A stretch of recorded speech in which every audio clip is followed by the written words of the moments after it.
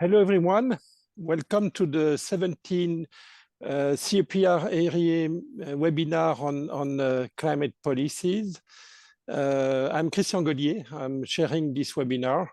And this time, we will have a debate on the economic case for climate finance at scale.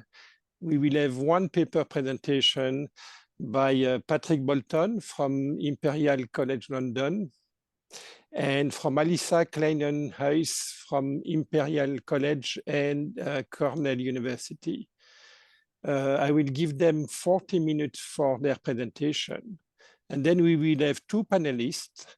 One will be Lasse Pedersen from Copenhagen Business School, and the other will be Jeff Hill from Columbia University. So just a brief introduction to this webinar. We will have next month COP29. One of the big issues of that COP, as for previous COP, is how to fund the decarbonization of the South. We will need a lot of money for that. And there is an issue about how finance could contribute to this. We are talking here about potentially $1 trillion a year.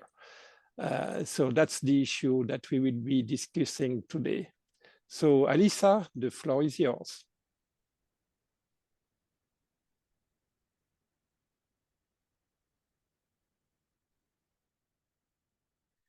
Are you able to see my screen? Yes. Great. Well, thank you so much. Thank you so much, Christian, for hosting us, both Patrick and I, to give a webinar on our paper, The Economic Case for Climate Finance at Scale. This is also work joined with Chairman Zettelmeier from Bruegel. And I also would very much like to thank the two discussants, Lasse and Jeffrey, for your kindness to read our paper. And I'm very much looking forward to your remarks and feedback and our discussion. But let me now start with an introduction. And once I get to the meat of the paper, I will sometimes pause and give the microphone to Patrick, who might give some additional perspectives beyond the ones that I am providing in the presentation that I will mainly lead. But Patrick and I will both be the two speakers in a discussion, and Patrick will chip in at some moments in time during my presentation. So let me give you very briefly sort of the big picture reason for why we should care, right? So this paper is really about the economic case for climate finance at scale, not just to decarbonize developed countries, but to decarbonize the global economy, including also emerging and developing market economies. So we know that if we cannot get emerging and developing market economies on board, we will still have very large rising emissions, because most emissions in the 21st century will come from these regions, which will, even if we are as a West net zero, will cause great climate damages. So if we just look at what is already happening today, not even how it might get worse, we've seen, for example, this summer that Hurricane Helene and Hurricane Milton hit the United States. And there was a paper that just came out on October 21st, estimating that the cost, the economic damages of these two storms together is around 30 billion, and also saying that these damages are much exacerbated by climate change. Then there was an article on October 7th in the New York Times saying there is no climate haven. So it's very comforting to think that you might live somewhere in the north of the world, in a place where you will not be affected, and that such a place was North Carolina, which was hit by Hurricane Helene, sorry, or I always get it the wrong way around. So they thought they were a climate haven essentially, yet they got over 250 billion of damages. So just a few days ago, a report got published by the United Nations called the Emission Gap Report, and they concluded that on current policies, our world is on course for global warming of over 3.1 degrees Celsius, and that the remaining carbon budget to stay within the goals of the Paris Agreement which is ideally 1.5 degrees with 50% certainty, has shrank to just 200 gigatons of CO2. So I just pulled this morning the ticking climate clock from the Mercator Institute of Research, and they actually show that the carbon budget is now 199 gigatons for 1.5 degrees, leaving us only 4 years, 8 months, and 24 days before we're out. So what is the problem? Well, the problem is that it's not innocent to go beyond 1.5 degrees. There's ample academic research by climate scientists showing that every 0.1 degree above 1.5 degrees of warming significantly increases severe and adverse climate impacts all over the world. And more worryingly, once we go further above 1.5 degrees, and actually at 1.5 degrees we're not quite safe, we risk crossing so-called climate tipping points, which essentially are thresholds where up to some point you can exert more emissions, and you need to push it over the edge. But once it's over the edge, it may cause climate impacts to accelerate in a non-linear, self-amplifying fashion that is often non-reversible.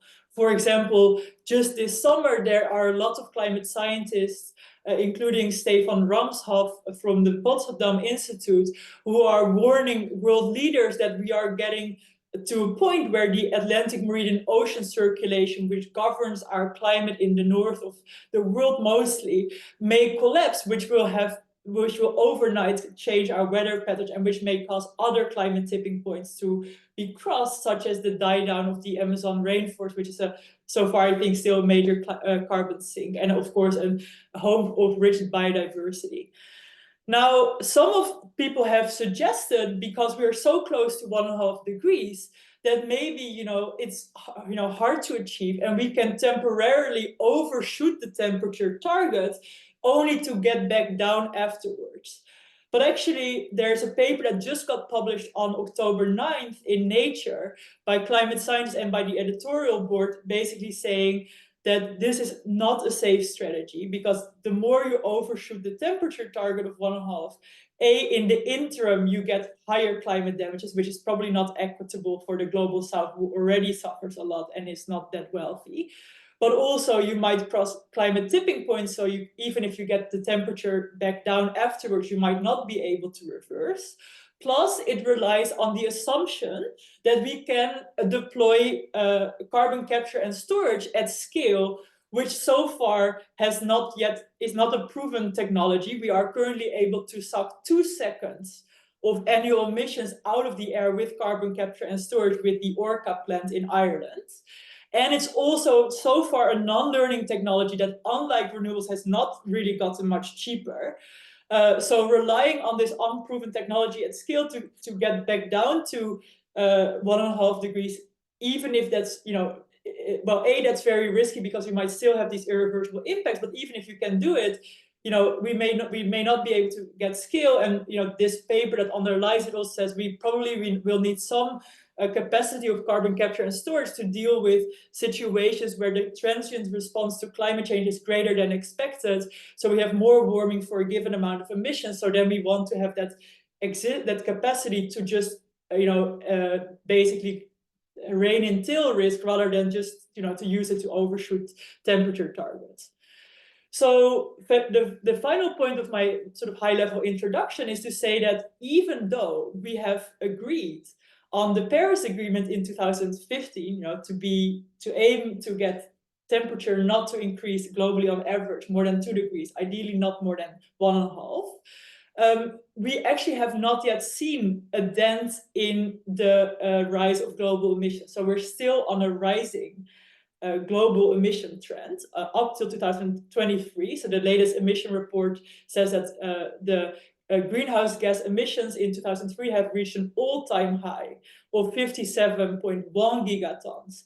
And CO2 emissions, according to the International Energy Agency, have reached an all-time high of 3.4.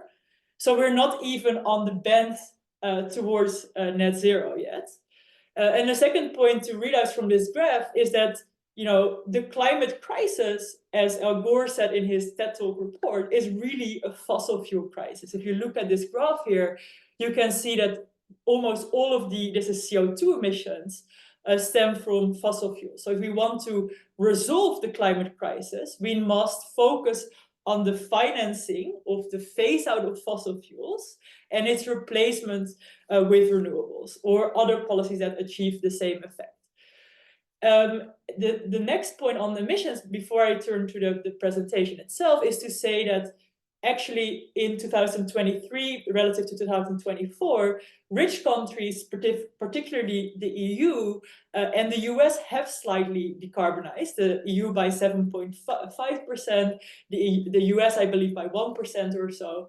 But those emissions are more than offset by growing emissions in emerging and developing market economies. So you can see, for example, here on the left plot, that the emissions of China in purple and other OECD countries have risen sharply, and that those increases in emissions are much larger than the slight decarbonization you can see of the EU 27 in red and the United States in blue. So this only reinforces the point that, you know, if we want to decarbonize the world economy, it's not good enough just to focus on developed countries. So then the question is, you know, what can deliver, right? Because we are at this tight carbon budget, we have extremely high risks if we overshoot that carbon budget. So what can get us to net zero at speed and scale? Because that is really what is required. And, you know, one more note, Friedman, the New York Times columnist, spoke in Bill Gates's documentary that just came out earlier this month, that climate change is really a scale problem, right? So unless we reach scale, we cannot solve climate change. Okay, so let's focus on these various options to get to net zero: carbon taxation, financial markets, regulation and mandates, and climate finance subsidies. So for a long time, and this is still the case, carbon taxation is seen as a first best policy. And I would tend to agree, we should try to do as much as possible of that, including carbon border adjustment mechanisms. But the reality is that despite over at least 30 years of trying since, you know, the Kyoto Protocol in 1997 and before, carbon taxation has not really reached coverage. So only, as you can see here, only 24% of greenhouse gases, according to the World Bank, are priced today. And even those that are priced way below the social cost of carbon. So the Bob Litterman has this carbon barometer showing that the average global carbon price, minus fossil fuel subsidies, which the IMF estimated around 7 trillion, is only around $4 per ton of CO2, whereas most climate scientists agree that the social cost of carbon, which is the damage that one extra ton of CO2 does to the global economy, is a lot higher than that. For example, the Biden administration now uses $180 social cost of carbon, and at the 16th EAERE CEPR webinar, you probably saw the presentation of Adrian Bilal and Diego Kenzik, who estimate the social cost of carbon to be around over $1,000 per ton of CO2. So the point is that probably in large part because of political reasons, where politicians don't dare to introduce a carbon tax because it will rise the price of fossil fuel goods in the short run, carbon taxation is not applied to all greenhouse gases in all regions at the right social cost of carbon to internalize the carbon externality. So in that world of incomplete carbon taxation, the question pops up: how can we still get to net zero in time if we live in this world of incomplete carbon taxation? And here we get to the paper from Lasse, and I'm sure he will say more about it in his remarks. But Lasse essentially asked, right, can financial markets plug this gap? And as far as I understand his paper, his answer is essentially yes. It can play a role, but it can probably not deliver the magnitude that we need. Whereas, again, to reiterate, climate change is a scale problem. So he estimates that to implement only a $40 per ton of CO2 social cost of carbon tax along the lines of Nordhaus, the cost of capital differential between brown and green firms would have to increase by around 4% basis points, which is already hard. But if you want to implement $180 per ton of CO2 carbon tax, it's going to become even more difficult, because the cost of capital differential between brown and green firms would have to rise around 18 basis points, which, according to Lawson, he can later say if I summarize this correctly, it seems very unrealistic, and it assumes that the cost of capital can be controlled.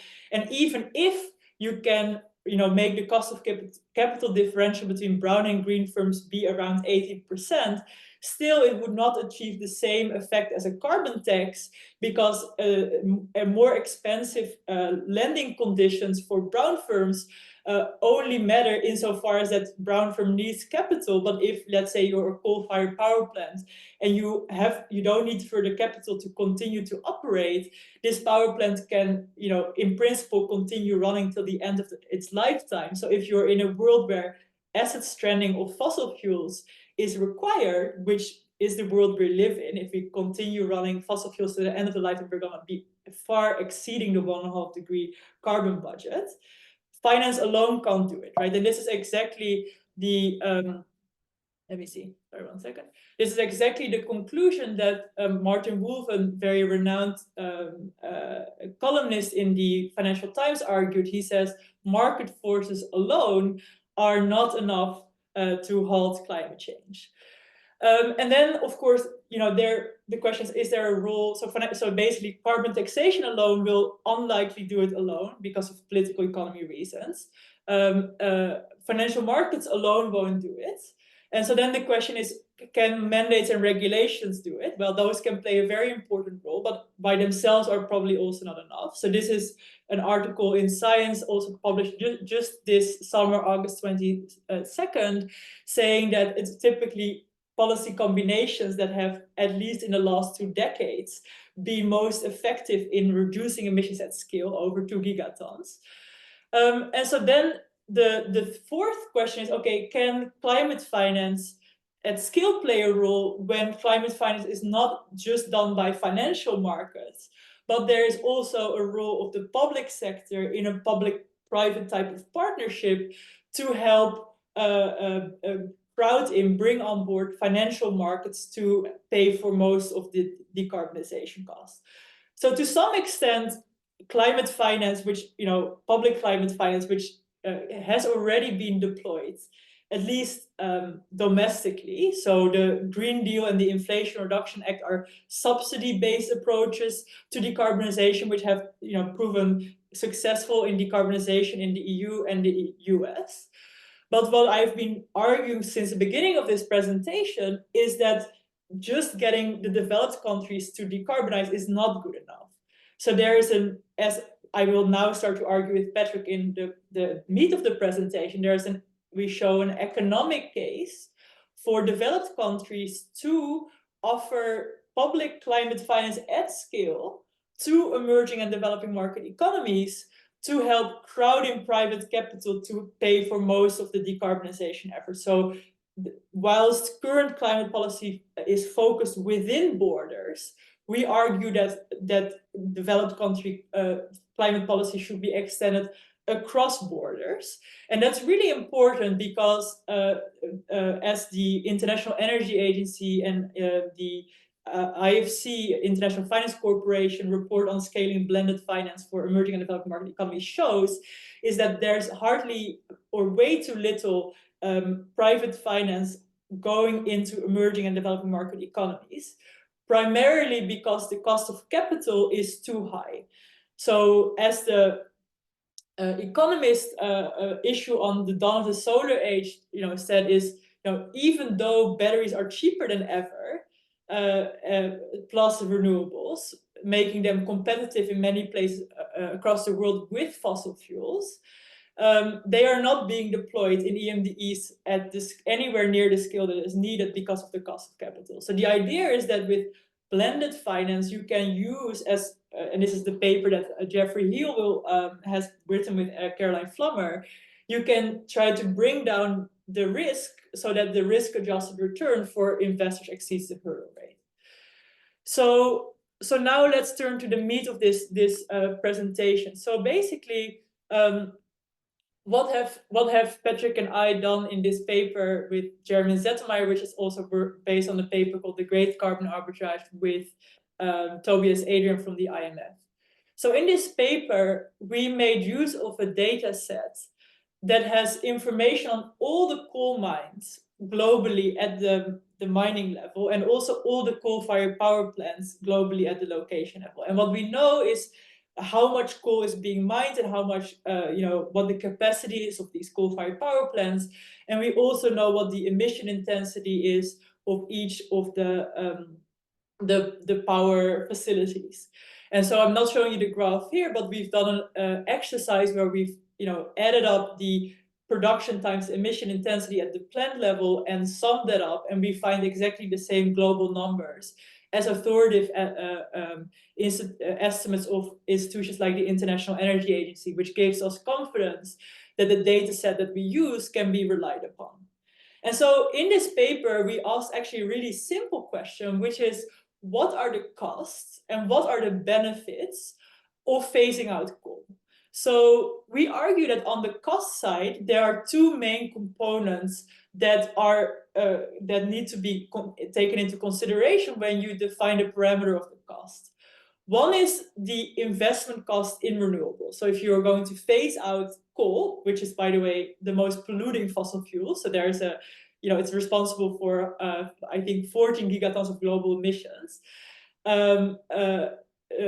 If you phase out coal, you cannot just do that unless you have a plan for what to build in its place, because the primary concern of governments is to maintain energy security, to meet the demand for energy, right? So whenever you phase out coal, you want to replace it with renewables to not only replace it, but keep up with any projected growth in energy demand because of, let's say, growing population, need for electrification, need to create energy access to the grid for those that were not electrolyzed, not yet connected, but also growth of AI and so on.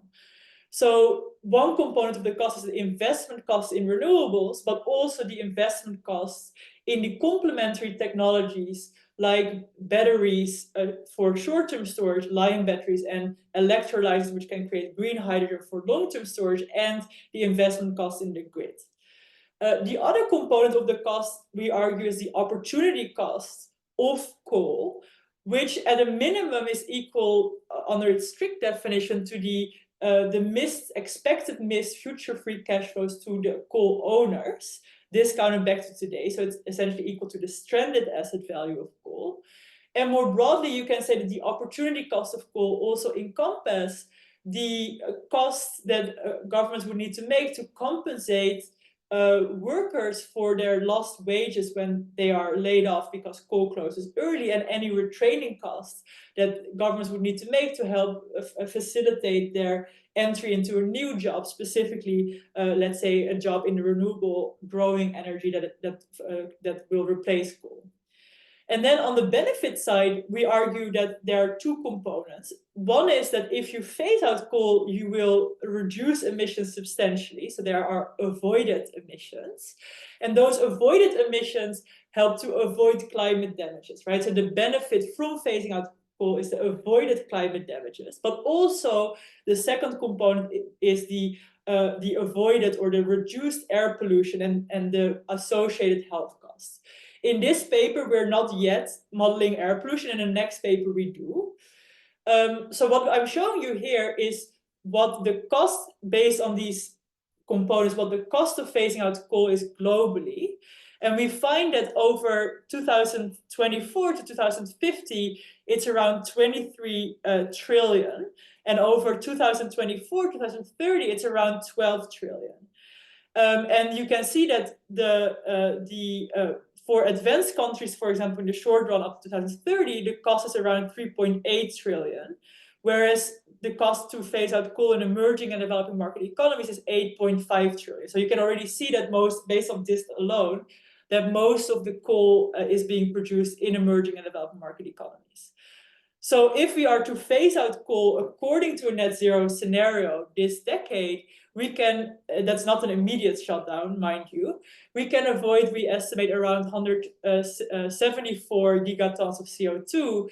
And if we would do this in a bit sharper way that is completely consistent with the carbon budget that is remaining, we can probably avoid even more. So how does the cost of 12 trillion and 23 trillion compare to the benefits? So we find that the benefits of phasing out coal are around 36 trillion up to 2050, leaving a net benefit of around 13 trillion, and over the course of the century, a net benefit of around 78 trillion. And this is only assuming an $80 global social cost of carbon. If we were to assume a higher number, like the one of the Biden administration of $190 per ton of CO2, we get a net benefit of around, let's say for 2050, 87 trillion, and a net benefit of around 63 trillion. So in terms of the benefit per ton of avoided CO2, that's, for example, $138 per ton of avoided CO2. So what you should take away from this graph is that the net global benefits of phasing out coal are extremely large, even under a conservative estimate of the benefits, not even taking into account air pollution benefits and other, soil benefits and so on. And so our quantitative estimates compare, are broadly consistent with the International Energy IFC estimates, which gives us some confidence that we're broadly speaking right. But importantly, compared to the International Energy Agency, our estimates are a lot more granular. So we offer this not at the region level, but at the country level. And unlike them, we actually provide a methodology that is transparent. So you can change the assumptions and see how it changes outcomes. Also, they just focus on energy phase out as a whole. We narrow it down to coal. That has also never been done before. And we split between the investment cost and the opportunity cost, which is also not something that they do. Of course, the big question is, right, we don't have one global government, but we live in a world with individual governments. So is it also in the interest of individual countries to phase out coal? So to study this, we make use of what is called country-level estimates of the social cost of carbon. So the idea is essentially that the global social cost of carbon of, say, $190 per ton of CO2 can be broken down into the country-level social cost of carbon, where the equality holds that the sum of the country-level social cost of carbon adds up to the global social cost of carbon. So we here make use of a paper by Rikke et al. In Nature that estimates what share each country holds of the global social cost of carbon. This is what you see in this pie chart. You see that the USA holds a large chunk. That's not only because it's exposed to climate damage, but it's also, this is maybe something that is not fairly fair in the way that these things are estimated, because they are wealthier today, so they have more economic value to lose. So given this, we ask, right, what are the country level benefits if a country were to fully pay for its own phase out, paying for its investment costs to replace coal and its opportunity cost of coal? And we by and large actually find that it is negative, except for a few countries like the USA and sometimes China. And it remains negative even if you can let the private sector pay for 75% of the opportunity cost.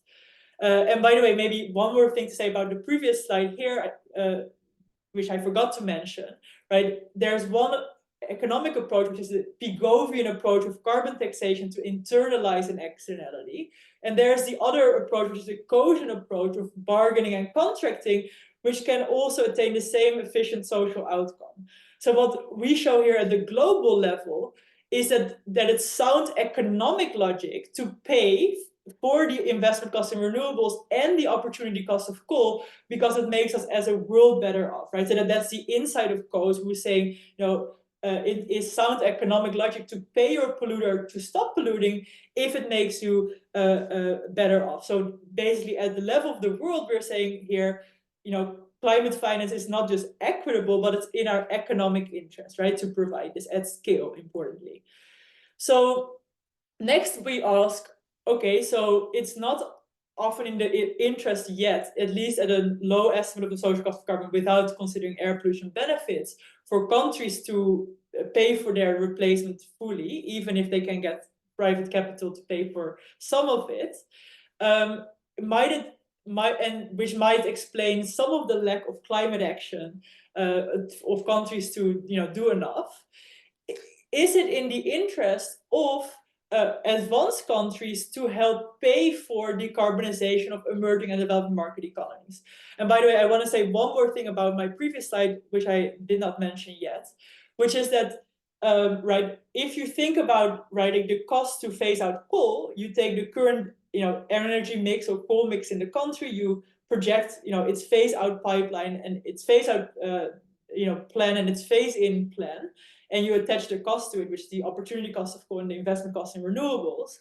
What we are arguing is that it's sound economic logic to simply pay as a government with grants for the closure of coal. Even though the stranded asset value is positive, it's much, much smaller than the social global economic benefits from avoided pollution. Since closing coal doesn't generate a revenue stream, you cannot crowd in private capital to help pay for it. So we are arguing you just have to offer subsidies to close it. And what we show in this paper empirically is that the cost of closing coal globally is around, over the course of this century, around 331 billion, which is 2 magnitudes smaller than the benefits from avoided climate change, and also smaller in magnitude than the investment cost in renewables. The other way you can pay for coal closure is by using carbon credits to basically say, given the avoided emissions by closing this coal, can financial markets pay for this emission offset? But we argue that it's much less likely to result in additionality, and it's also not clear you can sell these carbon credits as a high enough price. So it's more sound to simply pay for closure. But the reason why you can let the private sector pay for part of the renewables is that the renewables in principle will generate a revenue stream from the electricity that they sell. So you can use the public funds to help to bring down the risk relative to return to bring the risk-adjusted return above the hurdle rate so that investors can pay for most of the investment costs in renewables. So here at the bottom plot, we're taking the case where asking, what's the cost relative to the benefit of a country to decarbonize, assuming that the public sector pays 100% of the opportunity cost of coal, 25% of the investment cost in renewables, relative to the benefits that that country will achieve. So what we show in this plot is that if we assume, let's say, that the public sector has to pay only 25% to crowd in private capital, the return on climate finance provided to advanced countries of, let's say, paying for the full cost of decarbonizing emerging and developing market economies is 131 percentage points. So their benefits minus their cost over their cost exceeded by 131%. And for developed countries, that net benefit, that return, is 204%. This is assuming that advanced countries would pay literally for all the costs of decarbonizing emerging and developing market economies away from coal.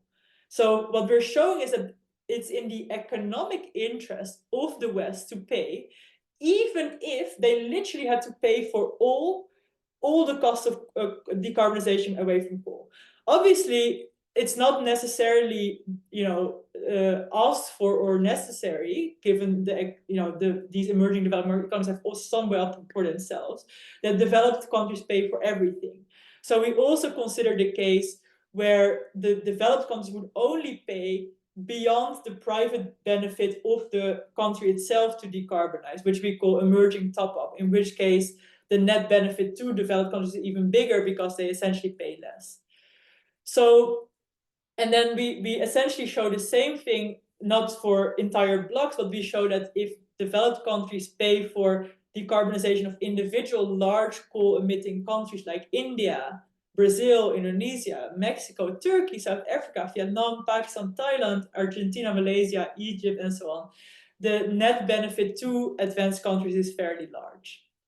So I hope to have demonstrated to you now that based on a super granular empirical study, that under very conservative estimates of the social cost of carbon, there is an economic net benefit to developed countries to help decarbonize emerging and developed market economies. But of course, even if the benefit is net positive, you might still wonder, can the developed countries actually afford it? And if you listen to politicians, they would love to say that they cannot. But actually, we bust that myth in this graph here, and we show that if for example, the advanced countries only have to pay for 25% of the investment cost, where the private sector pays for 75%, if the total cost for developed countries amounts to around 1,254 billion, which if you express that as a percentage of the G7 plus the EU GDP, which is, let's say, the funding coalition, it's only 0.3% of their GDP. And if they had to issue that debt, let's say they raise the money by issuing sovereign debt so that they don't have to tax their own citizens, which might be politically unpopular, if they would raise all that debt up front, it would only raise their debt by around 2.2%. So what we now show is that climate finance at scale to developing emerging and market economies is not only net economically beneficial for advanced countries, but it's also fiscally affordable. So there are actually a few existing deals that have been struck that more or less implement in blueprint what we suggest. And these are called Just Energy Transition Partnership deals. These have so far been agreed with South Africa, Indonesia, Vietnam, and Senegal. So let's take the one of Indonesia as an example. In this deal, it was a $20 billion deal. Of which half of the 20 billion, 10 billion, was paid for by an advanced financier coalition, specifically the G7, the EU, Norway, and Denmark. And the other 10 billion that was sort of crowded in was drawn from the banks that signed up to the Glasgow Financial Alliance for Net Zero that Mark Carney established. And there was a World Bank. The World Bank and the Asian Development Bank were the intermediaries that helped to sort of implement this deal. This deal was focused on phasing out coal early in Indonesia and helping to replace it with early replacement of renewables to help bring down its interim 2030 nationally determined contribution targets. And it's meant to be a just energy transition where the opportunity costs of coal are compensated. So in blueprint, these deals do what we actually suggested in our paper before some of these deals were struck. But still they are facing some issues of implementation today, which we at least argue in part has to do with how these deals have been offered. So the Indonesian deal was only 20 billion, whereas the Indonesian government estimates they need around 100 billion. We estimate they need around 250 billion. Our estimate is higher because Indonesian government just says, okay, we want to slightly lower our interim target, whereas we're saying it needs to be net zero aligned and carbon budget aligned. So one of the problems is that these deals have not been offered at scale.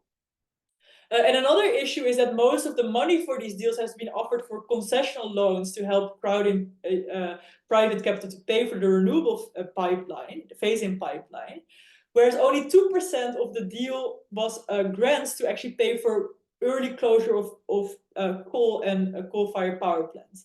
Now, the issue in Indonesia is that the grid is already oversupplied with coal. So unless governments are willing to pay sufficient grants to close coal early, it's going to be really hard for Indonesia to add enough renewables. And that's exactly what they haven't done. Because I've worked a lot with these development institutions. Most do not actually realize that paying grants, paying the polluter to stop polluting, is in the economic interest of development institutions and their funders, the government. Right? So they feel that giving grants for closure is charity giveaway. Whereas we're saying if you pay grant equivalent money to close coal early and also to crowding capital, not just take the senior loan tranche, but take the junior at risk tranche, it's in your economic interest. And for the renewable part, you might well get a return. It's not even necessarily money lost, right? So that's the final thing I want to say. So let me now conclude with just 2 notes on the new quantified goal of climate finance. So or maybe just one more thing to say. So what we basically argue is that these deals should be done at scale, paid in grant equivalent money, and replicated with the biggest coal producer, so that you quickly add up to a global deal to phase out coal specific, and you can do this also for fossil fuels. Okay, so what's COP29 about? So at the COP21 in 2015, the Paris Agreement was agreed. And even before that, at COP15 in 2009, developed countries offered to pay 100 billion of climate finance a year to emerging and developing market economies. And this pledge of 100 billion a year that was meant to be offered by 2020 to emerging and developing market economies was taken up as part of the Paris Agreement. And ultimately it was met late in 2022. Now, it was always understood that the 100 billion a year to developing countries was a political number, not reflecting the needs of emerging and developing market economies. Now, already part of the Paris Agreement, it was said that the COP before 2025, meaning COP29 right now, will be the COP where countries will agree on what is called a new common quantified goal of climate finance, where developed countries are going to set a new goal of how much they're going to provide to developing economies. The last meeting was in October 9 at Baku. I've listened to it. And essentially, the presentation that was given is that there are a few elements of this, the goal formulation here. One is, what is the quantum? So how much is going to be provided? And currently on the discussion is that there will be a public quantum of how much the government will provide, as well as a private quantum of how much they hope the private sector will be able to be crowded in. When will that climate finance be delivered? What is the scope? Is it only mitigation and adaptation, or also loss and damage? What are the sources? Are only developing countries asked to contribute, or are also wealthier economies like China asked to contribute? And what counts as climate finance? Is it concessional loans or grant equivalent money? And then other qualitative elements. So this is more or less what I explained in the previous slide. So what we essentially find based on our paper is that if you just focus on the mitigation aspect, and within that just on coal, at the very minimum annually, governments of developed countries should be offering 190 billion US dollars of grant equivalent money to help pay for the opportunity costs and the investment costs in renewables away from coal. And over the 2030 time horizon, that adds up to around 1.3 trillion. Importantly, any such pledge should not be delayed or phased in over a 5-year, 10-year time horizon. It has to happen now, because we have 200 gigatons of carbon budget left. So it has to start at scale today. So then just the final note, and then I'll turn over the floor to my discussants. There's a really interesting paper that Jeffrey Hill, who is here, and Caroline Flummer wrote on blended finance. And they studied existing deals of the International Finance Corporation, where they use public funds to make it attractive for private capital to fund projects that have some social public good value. And essentially, right, they basically said, right, what are the projects that are relevant for blended finance? Well, it's projects that have a sort of positive social return, but where the private return to investor does not exceed the hurdle rate. So with blended finance, you essentially want to bring that risk-adjusted return above the hurdle rate. Now, their paper is a paper that has studied what I call project-based blended finance previous cases, right? So these are here in the study that they've done, they've looked at cases where public and private funds were mixed to pay for individual projects of renewables and other social good initiatives. But what we're arguing, Patrick and I, is that if we want to deliver scale and speed, which is the name of the game of solving climate change and doing so in time, project-based finance or project-based blended finance is not good enough. So these just energy transition partnership deals are pioneering because they are the first examples of countrywide deals where essentially money is offered at the country level to help pay for its decarbonization, its phase-out pipeline, and its phase-in pipeline. And that's absolutely also essential, because imagine, and this was a paper by Olivier Darmoni at Columbia, if you just phase out coal without, as a country or as the investors, if you divest from coal, as he showed in his paper in Europe, but there's no plan for what to build in its place, then governments will not allow it. So Olivier Darmoni showed that, investors in Europe divested from coal assets, and then the Polish government ended up buying it. So there was no emission reduction in the end. Similarly, you cannot add renewables to the, just pay for the phasing of renewables if you don't have a plan for how to connect it to the grid.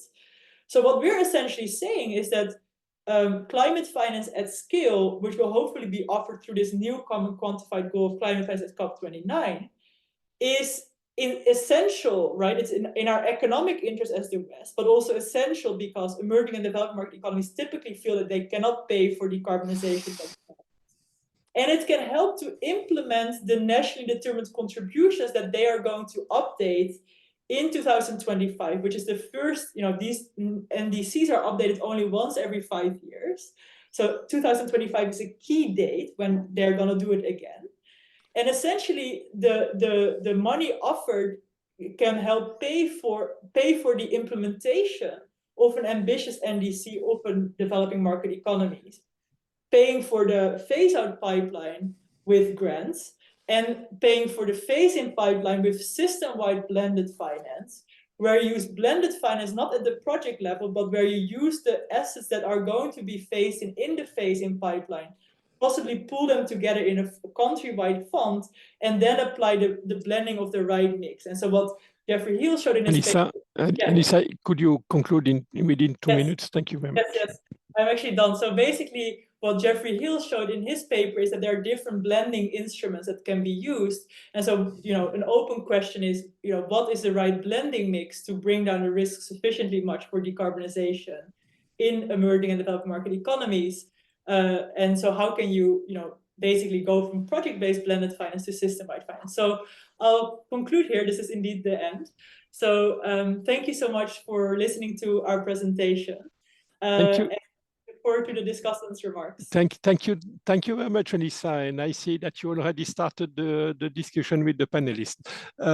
So before giving the floor to Lasse and Jeff, let me tell the audience that you will be allowed to raise your question live at the end of the two panelists' presentations. So in order to do that, please raise your hand during the presentation, and I will give you the floor at the end of this sequence of presentation by the two discussants. So given this, I give the floor to Lasse.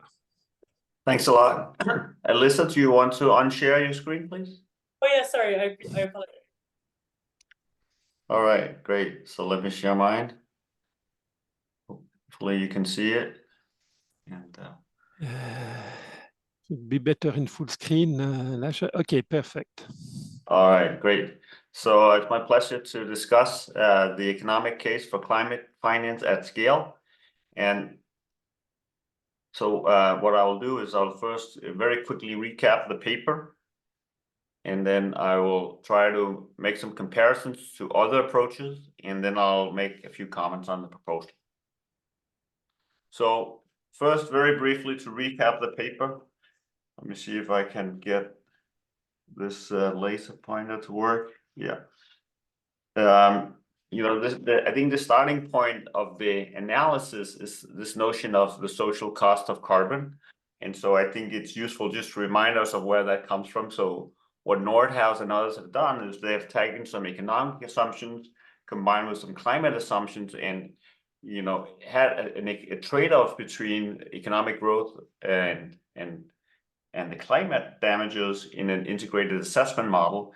And then based on that trade-off, concluded that we shouldn't destroy the climate, and we should think about a social cost of capital, which has different levels depending on who makes the estimate, but it's high enough that we don't destroy the climate. And we can, one way to think about addressing this externality is to have a carbon tax equal to the social cost of carbon. Now, what this paper does is then takes the social cost of capital to compute the benefit and cost of replacing coal, and concludes that the benefit of replacing coal is greater than the cost.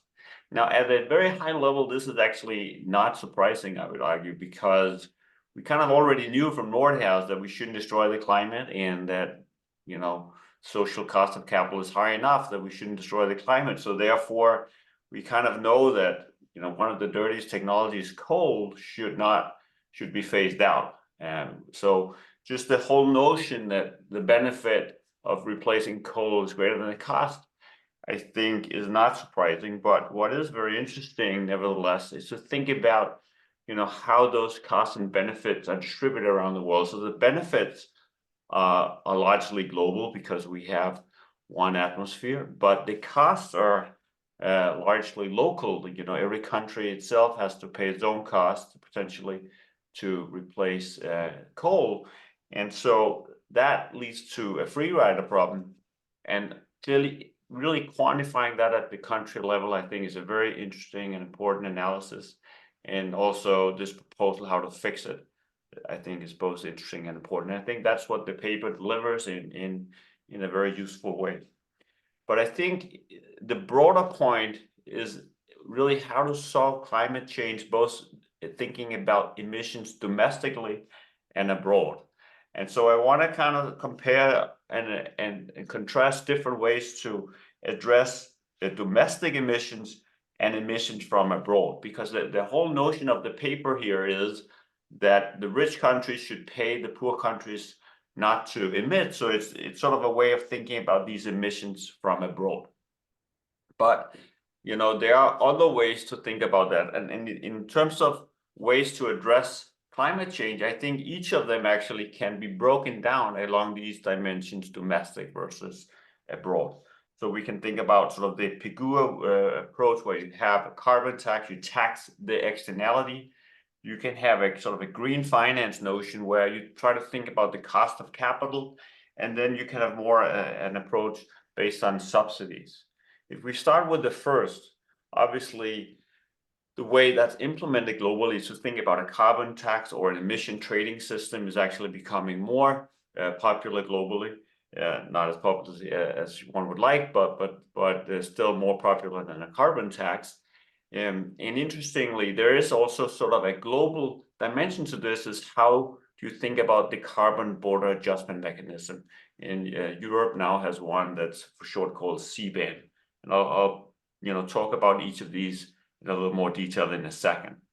But before I talk about the details, let me just again at a high level contrast that to green finance, which again I would think about ways of thinking about the cost of capital instead of the cost of the pollution. So, one way to think about that is for instance, ESG investing is a very big trend where investors are trying to direct their capital to green investments more so than brown investments, to lower the cost of capital for green investment relative to brown investment, which would have a higher cost of capital. And there are various forms of sustainable finance regulation that would also affect the loan rates and the corporate bond yields. And the power of this mechanism potentially, as we think about this dichotomy, domestic versus abroad, is that the financial markets are largely global. So you could have, hope that this effect would apply globally, even in countries outside of your jurisdiction. And then lastly, we have the notion of subsidies. And domestically, that's basically called industrial policy. It's something that the new Draghi report talks about, and it's something that the US has basically targeted through this Inflation Reduction Act. And as the paper points out, there are some global versions of that, the just energy transition plans. And this is really where I think the paper falls in this category. How do we think about subsidies at the global level and at scale, as the paper likes to emphasize? But let me provide a little more detail on each of these three. So let me start with carbon pricing, or sort of this PIGU approach. So obviously, domestically, or if you could do it globally, having a carbon price naturally creates an incentive not to emit, because you're going to pay a lot of money, and you know, some companies could face huge bills for their emissions. Obviously, this also creates an incentive to innovate green solutions, both within a company, but also you could be a green firm providing green solutions for other firms. And, you know, as an economist, you'd think that if you could save other firms hundreds of billions or millions of dollars for, you know, in carbon taxes, you know, you could be extremely profitable. And if you're extremely profitable, that should naturally lead to investment. So in other words, you know, the natural economic mechanism would suggest that if future carbon prices are credible, and this is an important part of it, then you wouldn't necessarily need to find, you know, the public or the private money. The money would pursue the opportunity, and the opportunity would potentially be huge if there was a credible and long-term high carbon price. So it's not clear you would have to find the money. The money would find the investment. And I think one example is during the Ukraine war, we saw energy prices go up, and we saw a lot of people being very creative and trying to save on energy in a variety of ways. Now, what about the global version? Well, you know, what Europe is introducing is this carbon border adjustment mechanism. Now, you know, at the, you know, high level, you can think of this as a way to address the competitive disadvantage of the local firms. That when the local firms compete, at least at the local market within the EU, with global firms that are not paying this tax, they would be at a disadvantage.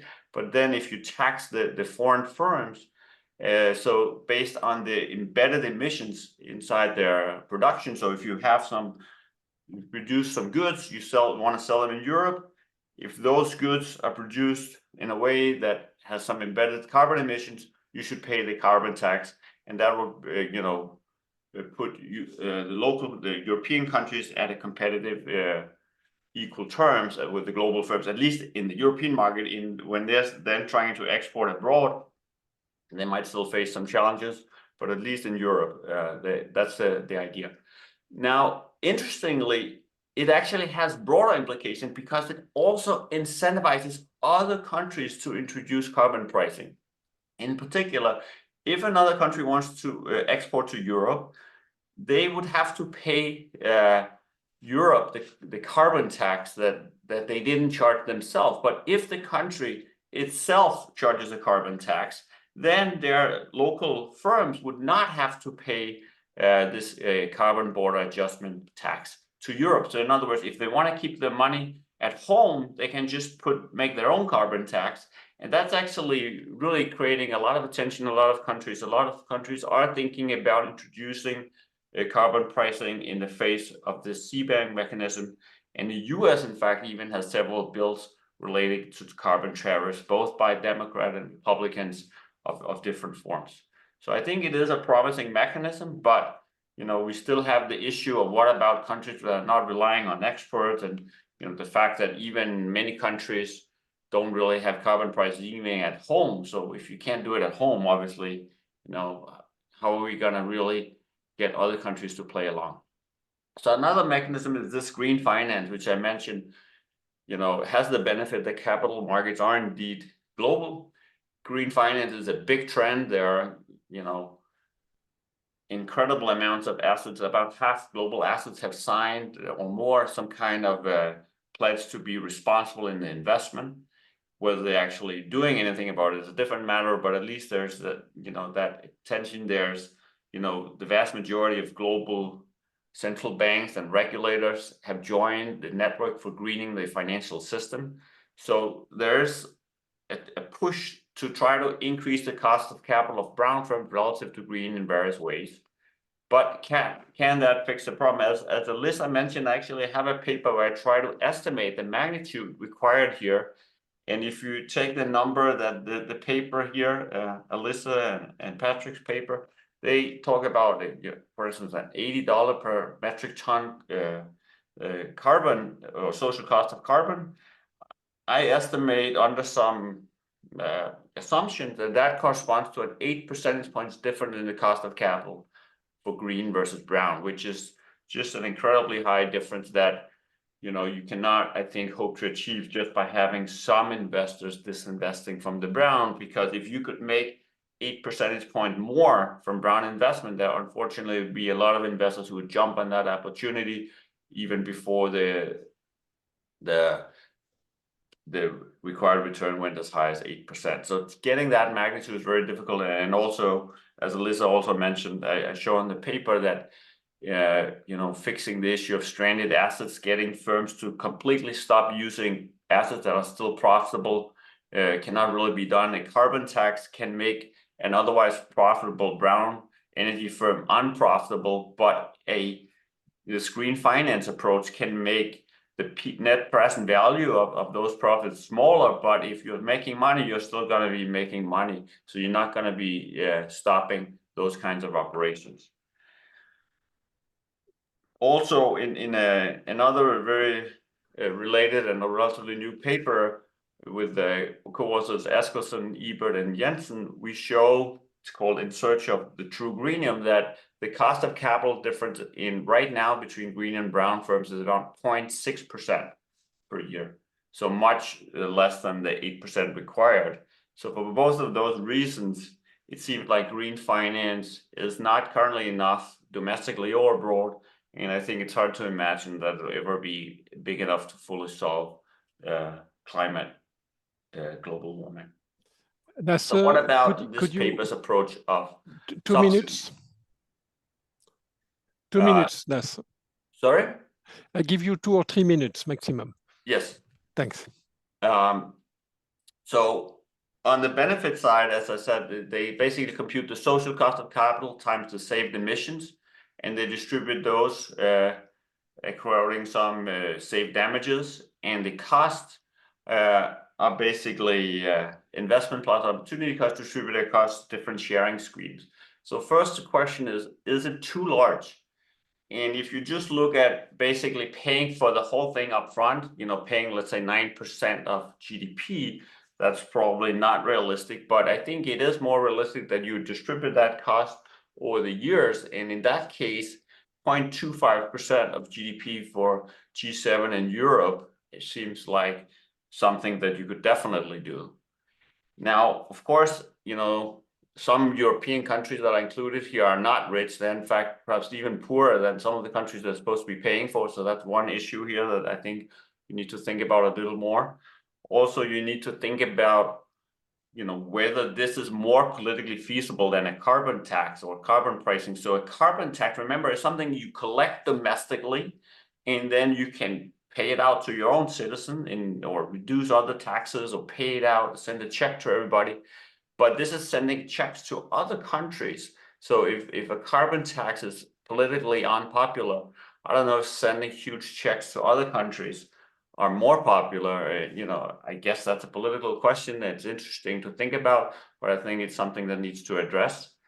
In terms of the blended finance, I guess I'm running out of time, but you can also sort of quibble with exactly the economics of how do you get to the 25% to 50%, and perhaps that's something the other discussant will talk about more. But in the end, the paper concludes that we should scale up just energy transition plans, and I think that is certainly a very interesting proposal. So let me conclude by saying that it's an important topic. Climate change can be addressed. This is what I think. True, if the world acts very fast right now, we can do it. It's not like we don't have the technology, we can do it. The paper has a number of interesting insights, basically that subsidies to the poor part of the world are likely part of the solution. I agree with that. I think it is part of the solution. I think the paper has a very interesting discussion of why it's not happening enough already, the fact that it can in fact be done, and some ways to do it. And I think it's interesting to compare and contrast the 3 approaches: carbon pricing, green finance, subsidies. I think there's something you said for all of them, but I think carbon pricing is an important part as well. And I think we should just get it going. Thank you. Thank you. Thank you very much, Lasse. Very interesting discussion. Without further discussion, let me give the floor to Jeff.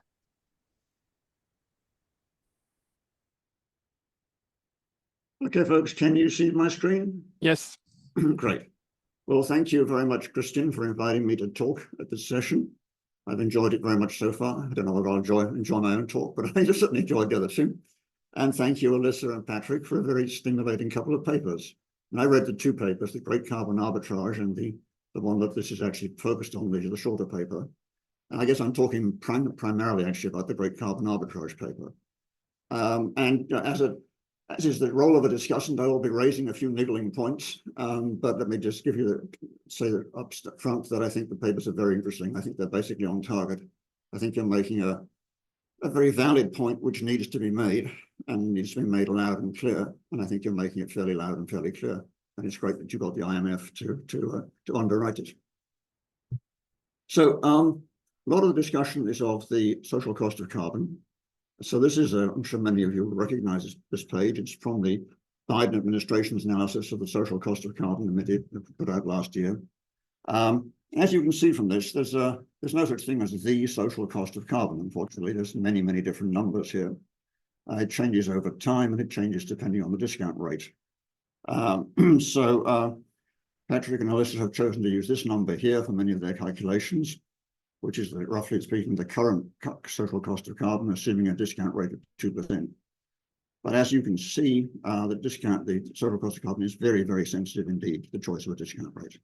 Quite small changes in the discount rate are leading to massive changes in the social cost of carbon there. One of the things I'll discuss later on is the social cost of carbon quite the right number to be using here?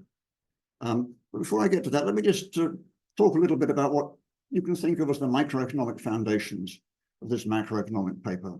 I'm going to do essentially the same calculations as they've done, but in a very different context. It gives a different perspective. So burning 1 ton of coal releases 2.5 tons of carbon dioxide. Now, each atom of carbon links with 2 atoms of oxygen. Oxygen atoms are heavier than carbon atoms, so 1 ton of coal leads to 2.5 tons of CO2.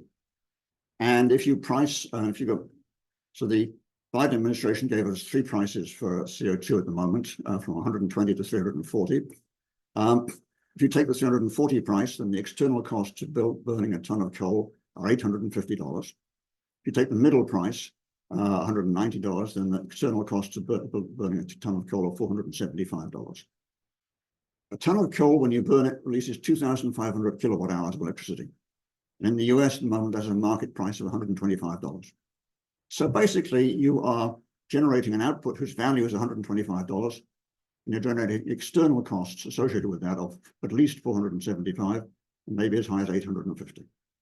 So every time you burn a ton of coal to produce electricity, you're actually destroying value on a very large scale. The same is true of gas. If you burn 1,000 cubic feet of gas, which is roughly speaking 1 million BTU, that will cost you $5 in the US prices anyway. It produces 135 kilowatt hours, and the value of that in current market prices is about $7. And the produces 0.5 ton of CO2, valued at $18. So again, if you burn gas, you're destroying value. You're producing value, producing electricity, which is worth less than the social costs that you're generating. Now let's look at oil. Oil is actually slightly more complex. If you burn oil to produce electricity, the same thing is true. You generate 1 barrel of oil generates $27 worth of electricity and generates social costs of $119. So that's obviously not attractive. However, if you burn the oil in transportation, the numbers actually work out rather differently. If you take 1 jet aircraft flying from New York City to London, it uses about 14,000 gallons of jet fuel, which is 333 barrels. It emits 116 tons of CO2. And if you take the higher price for social cost of carbon, that's $40,000 worth of external costs. Now, if you imagine 200 people on that jet paying $700 each, that's $140,000 worth of output generated. So at this point, the value of the output is actually in excess of the social cost. So oil in transportation, you could possibly justify using oil in transportation. Well, you certainly can't justify using any fossil fuel in electricity generation. I'm not going to develop that point any further. I just put it in there as a provocative thought. So let me get back to the social cost of carbon. As you all know, obviously, it's the marginal damage from emitting another ton of CO2. It's the derivative of the damage function with respect to tons of CO2. And it's a marginal concept. And Patrick and Alissa and their co-authors are looking at non-marginal changes. So what's the issues associated with applying this marginal concept to non-marginal changes? Well, there's potentially an error here. We need to think about that a little bit. So I've drawn here a couple of cases where you've got the stock of CO2 in the atmosphere on the horizontal axis. You've got the damages from that on the vertical axis. Here you've got a damage function, which is as a positive second derivative. Here you've got a damage function with a negative second derivative. What you're doing is you're taking the current stock of CO2, you're taking the slope of that damage function, which is the current social cost of carbon, and you're applying that to the entire stock. So obviously, if the curve is shaped like this, you're going to overestimate the amount of damage. If the curve is shaped like this, this negative second derivative, you're going to underestimate the damage. Now, we don't really have any literature on the second derivative of the damage function, unfortunately. It would be nice to have it, but we don't. And my own guess, and this is nothing more than a kind of informed guess, is that the left-hand panel is the right one here. Because in the case of the left-hand panel, the social cost of carbon, the marginal cost of marginal damage from carbon emissions, when the carbon emissions are zero, is zero or close to zero. And that seems to me about right. In a case like this one here, the marginal damage from carbon emissions when the carbon emissions are very low is actually rather high.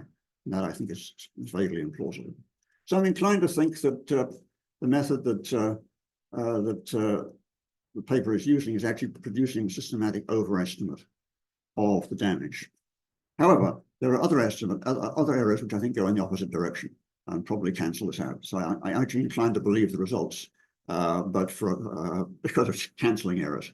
And I think this is something that needs to be tackled in a little bit more detail in the paper. I mean, in the long paper they do talk about this issue, and they talk about Pindyk's work on an average social cost of carbon.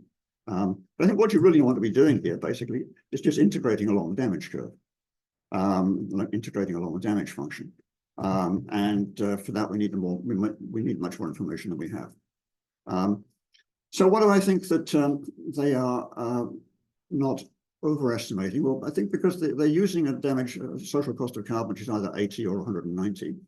And as Alissa said, there are plenty of estimates of the social cost of carbon which go much, much higher than that. I'm like Alissa, I'm quite impressed by the paper by Bill Allen and Kenzik, which comes up with an estimate of the social cost of carbon of the order of $1,000 a ton.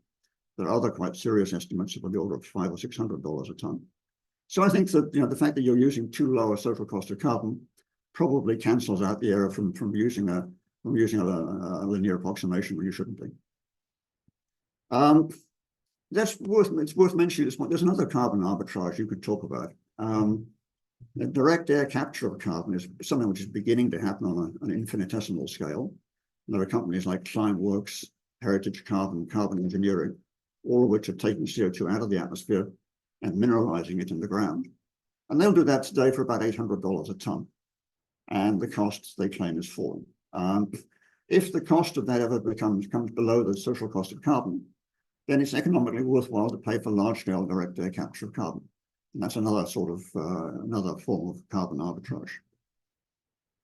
Now Alissa talked a bit about blended finance, and she was kind enough to cite a paper that Caroline Flammer, Thomas Giroux, and I have written on that. Let me just talk a little bit about blending and blended finance. My last couple of remarks here. Think about for a moment about a project which requires an investment of $100 and has a return that is uniformly distributed between $0 and $10. I'm keeping all the numbers really simple here that we can do this stuff in our head. The expected return obviously is $5, which is also 5%. And the variance of that happens to be 8.33 if you work out the variance. And this is, we suppose, not attractive to a commercial investor who needs a higher rate of return. So we imagine that as a way of blending, a multilateral development bank of some sort co-invests $50. It puts in $50 at a zero interest rate. So it's a debt, but it's zero interest rate. So they're looking for no return on their $50. So that leaves the commercial investor to put in $50, and they can claim the whole return. So again, the return is distributed uniformly between 0 and 10, but that now amounts to between 0 and 20%, given that only $50 is being invested. And we now have a mean return, an expected return of 10%, and a variance actually of 33. So we've doubled the expected return, but quadrupled the variance by this form of blending here. You know, sub-commercial investments, or philanthropic investments, or whatever, can raise the return to a commercial investor, but they can also change the variance, increase the riskiness of the proposition. Now, I've taken a particularly simple case here, a very straightforward co-investment. If you do more complicated deals than this, you can actually keep the riskiness more or less constant, but it needs deals with a particular structure, and the particular structure obviously will depend upon whether the returns are uniformly distributed or distributed according to some log normal or power law or something of that sort. So there's a certain amount of deal structuring to match particular cases, and it has to be structured there. This is actually very similar to the diagram of ours that Alissa put up. I want to talk about what's the optimal thing to do. We want to crowd in as much private capital as possible through blended finance. We want to bring in as much private capital as possible. So what we've got here is the return on the vertical axis, either in dollars or percent. Then I'm ordering projects by their private rate of return. So project number 1 has the highest rate of return, project number 2 has the second highest rate of return, project number 3 has the third highest rate of return, and so on. And these are the number of the projects along the horizontal axis here. And these are the private returns on the projects going down as the number increases. And this is the private hurdle rate here. So some projects with low numbers have a private rate of return which exceeds the private hurdle rate. And these projects are privately profitable, and the market will fund them. So we don't have to worry about these. There may not be very many of them, but however many there are, we don't have to worry about them too much. Projects beyond this point here are not privately fundable, because the private return falls short of the hurdle rate. So what we have to do is to fund these. We have to fund this one to this degree, this one to this degree, this one to this degree, and so on. So we'll be able a different return and shortfall for each of these projects. And the ones with small shortfalls need only relatively minor blending, and the ones with large shortfalls need major blending. And effectively what you're going to do here is a form of price discrimination. And treat the structure each deal separately so as to maximize the number of these deals that you can possibly fund given the budget you have available. Sorry, I checked my mistakes there. Okay, so that's just some sense of how we can think about the process of crowding in private finance in these blended finance deals. Let me make just one last remark, which is that in a lot of cases, the projects are probably described not by uncertainty of the conventional type, but by ambiguity, in the sense that we have certainly we don't know what the outcomes are likely to be, but we don't have a well-defined set of probabilities describing them either. So we have to worry about how to handle this kind of blending in the context of ambiguity. And in a revised version of our paper, which hasn't been circulated yet, we have some discussion of how you extend this analysis to ambiguity. Okay, so let me just stop at that point. And again, thank Patrick and Alissa and Christian for a great session. Thank you very much, Jeff. Indeed, this is an important topic. I think we all agree that coal should be removed from the energy mix in the world as soon as possible. Gas could stay a little bit longer, but not too long, and oil sometime will also disappear. But I think we all agree that oil should disappear.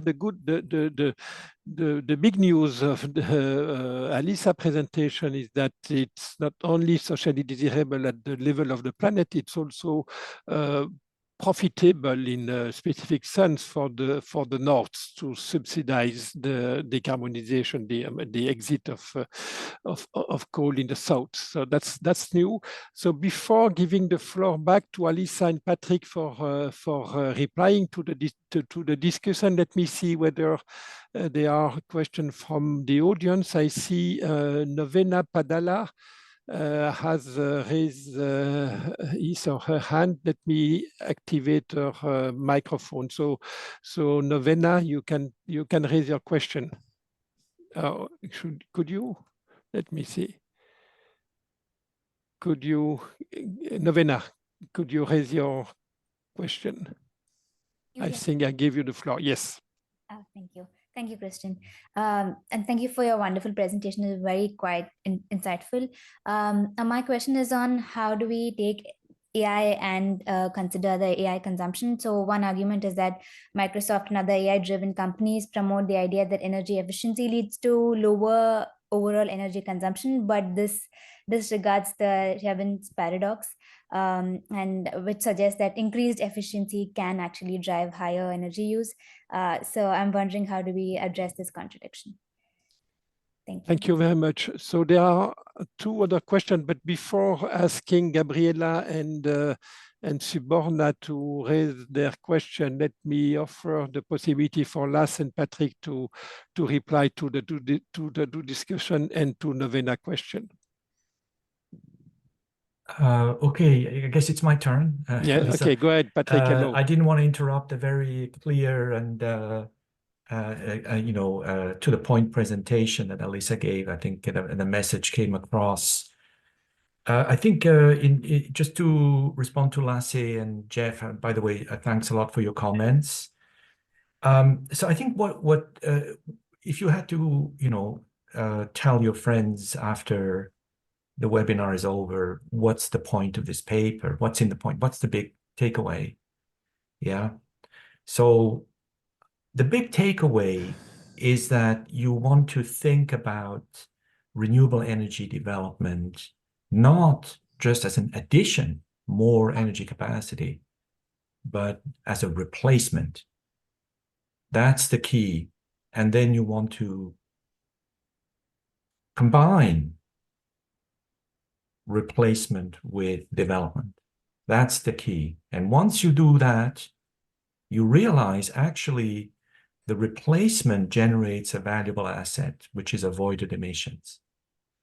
And there are many different ways you can price it, but even very conservative pricing, and then you generate income because that's something that's worthwhile for the rest of the world. That's one way of resolving the free rider problem.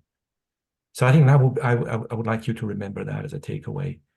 Now, briefly, Jeff, your point about the social cost of carbon, so average versus marginal. So we essentially just rely on what Bob Pindyke's analysis. And what he did is he did a survey and he asked thousands of experts, what's your sense of how much we need to decarbonize to avoid a 20% decline in GDP by a certain date? Okay, and the response of all, he got lots of responses from economists, scientists, climate scientists, and so on. Guess what? The economists came up always with the lowest estimates, always. The scientists sometimes, they came up with 300 per ton, 400 per ton, even higher, 1,000. The economists always much lower than everyone else. And the lowest, absolute lowest number is the lowest number of economists. And that's the one we picked, $80 per ton. So I think that's another way you want to look at it in terms of, getting an estimate. I think at this point, we can only give a ballpark estimate because as you said, Jeff, we don't know. We don't know what the shape of this curve is. Nobody studied this. So we're completely in the dark. Can I add something, Patrick, to what you said? The point actually of Pindyke's paper is to say, right, we need this large-scale emission reduction of 20% at least to avoid this climate catastrophe. So what's the lowest estimate of the social cost of carbon on average, right? As you say, the integral under the curve over that 20% large-scale emission reduction, and that's $80, right? So in some sense, that's capturing, I believe, your left graph, where it's the 80 is not the marginal social cost of carbon, it's the average social cost of carbon across a 20% emission reduction, which is actually, they estimate that 20% emission reduction to be 1,100 gigatons over the course of the century, which is basically actually the same as the emission reduction of 1,400 gigatons. Patrick, Let me just quickly answer the question. Don't want to. I would like, Patrick, that. I would like to hear you in particular on last comments on social acceptability in the North. Yeah, but go ahead. But okay, so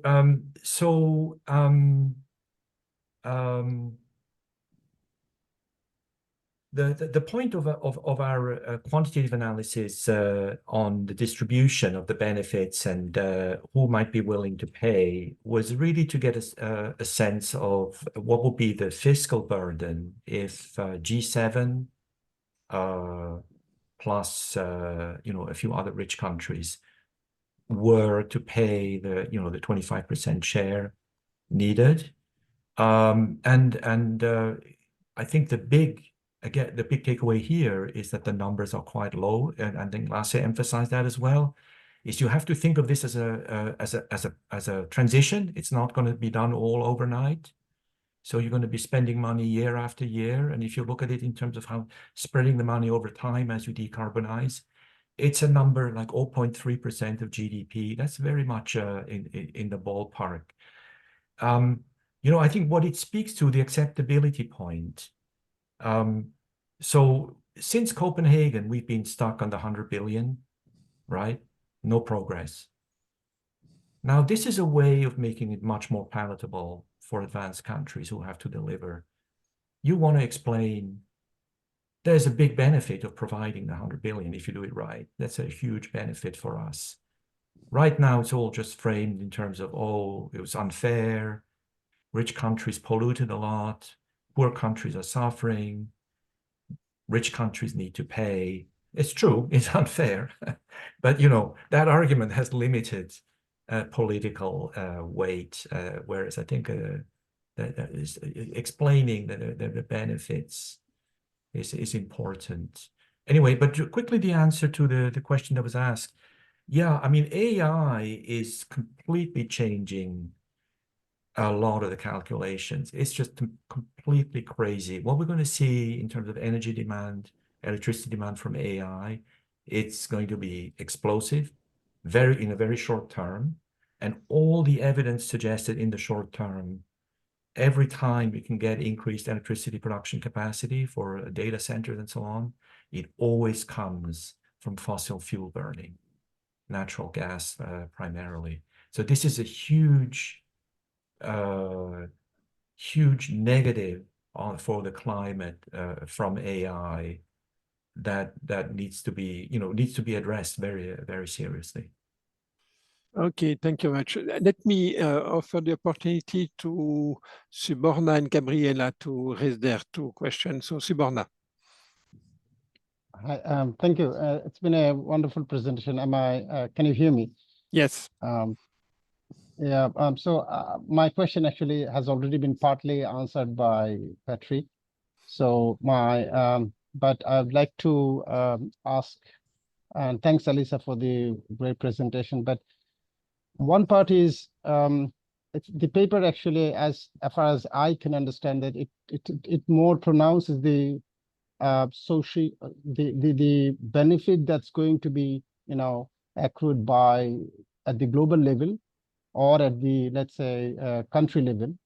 But when the deal making comes in place, we see that people are microeconomic agents and they try to maximize their benefits. So it's everyone's objective. So at the deal making level, let's say in the COP, for example, so even if you think from the private investors' perspective as well, they would be probably more interested in seeing the financial case. They could be prioritizing the financial case more than the greater good of the whole world. So these sort of things make things really, really complicated. I'm based in Bangladesh, so I work in the climate finance committee of the government. So I see that we face, if I try to convince them that look, this is globally this is good for the world, please do it, they're not going to be convinced, right? So I think your paper makes a very strong case at the macro level. But could you dig into it and try to have some implications how these, micro level deal making criticalities could be, some sort of implications from your paper we'll be expecting. Thank you. Thank you, Suborna. And Gabriela, your mic is on. Gabriela? Yes, can you hear me now? Yes. Yes, thank you very much to the speakers and for the paper and the discussion.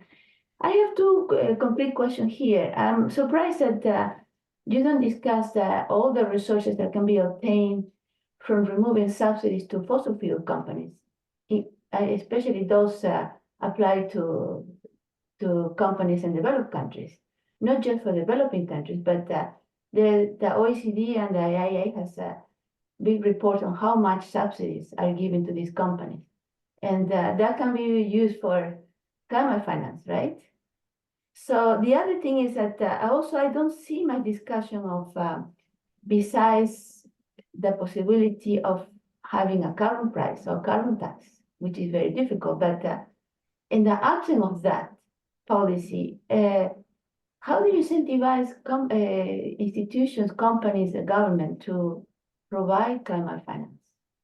There's no discussion about that because everything is about how much money and loans and equities.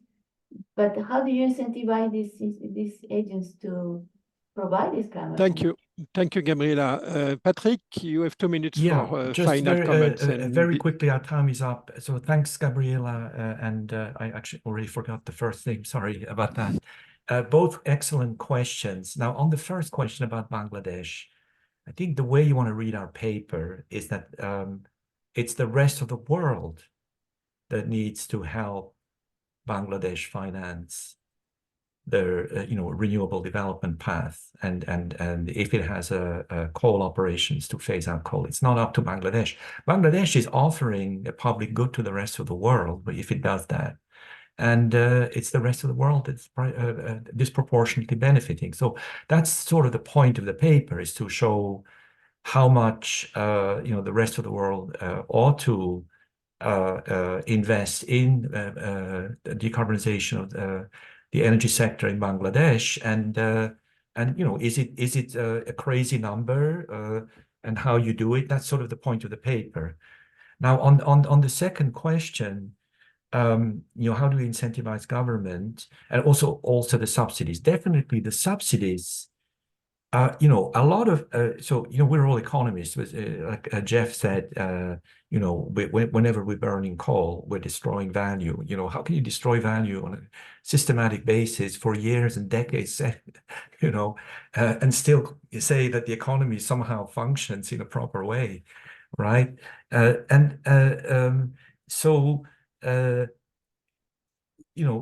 We're destroying value, and it's even worse than the way Jeff put it, because you take a country like Poland, the coal operations in Poland, they're loss-making. The mines are losing money. They're actually losing money, and the government is paying 1.5 billion per year to keep them open. Yeah, so that's the scale of the absurdity, and yes, you want to take those subsidies and redeploy them, repurpose them to finance the energy transition. Absolutely. And then how do you incentivize governments? I think that's a bigger topic. It's really, how do you bring in MDBs, multilateral development banks, and so on? There's a way to do it, but I think we're running out of time, so I will leave that aside.